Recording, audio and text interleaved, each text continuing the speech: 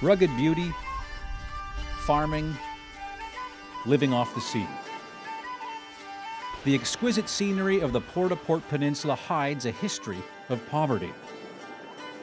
100 years ago, young men could escape it if they went to war.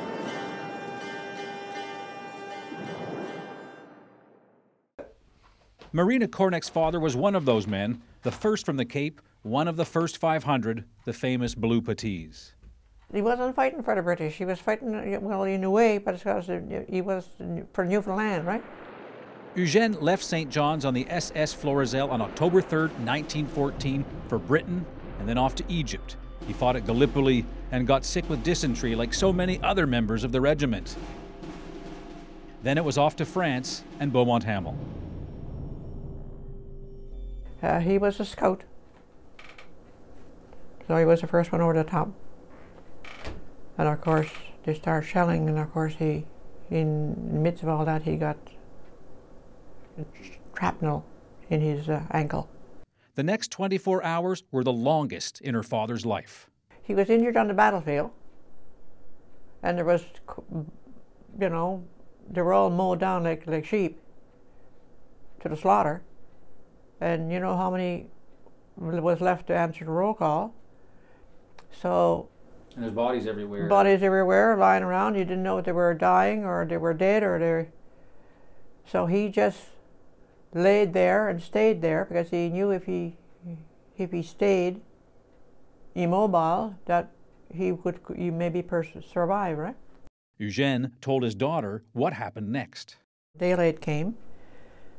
There was another guy close by. Well, I suppose did the same thing, but it wasn't. He wasn't an ally. He was one of the Germans. When he got wounded as well, but he got disoriented, and instead of crawling towards his battalion, he went in the opposite direction.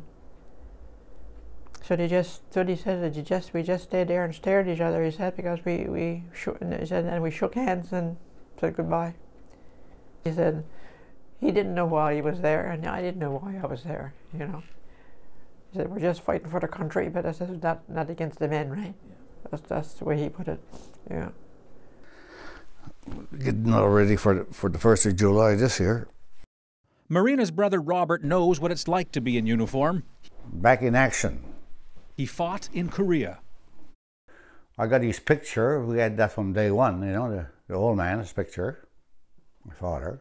So I had a picture here, so I said I'm going to get it enlarged and put it with him, you see. This is Korean, and this is Cyprus. Robert is one of Eugene's 8 sons. 7 of them served in the Army or Navy. Family military service, part of his father's legacy. Genetic, it's in your blood. And like his dad, Robert says there wasn't much on the Port-au-Port Peninsula to keep young men at home.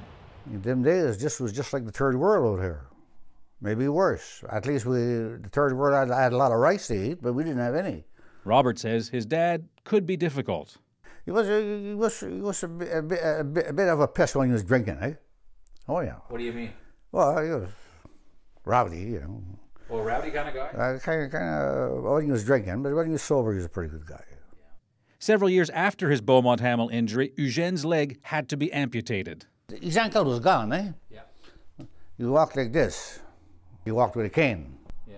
That's the way he walked. Right. After Korea, where Robert did some ugly fighting of his own, he says his injured father was the only person on the peninsula who understood him. Oh yeah, well he was infantry too, see? And I was infantry, but you know, I wasn't in a war like he was in. That's for sure. But people we had a lot of casualties too, and a lot of people got wounded too. Proud father, proud son, proud daughter. Marina remembers the 90th anniversary of Beaumont Hamel. She was there with her sister. I always wanted to go back to France.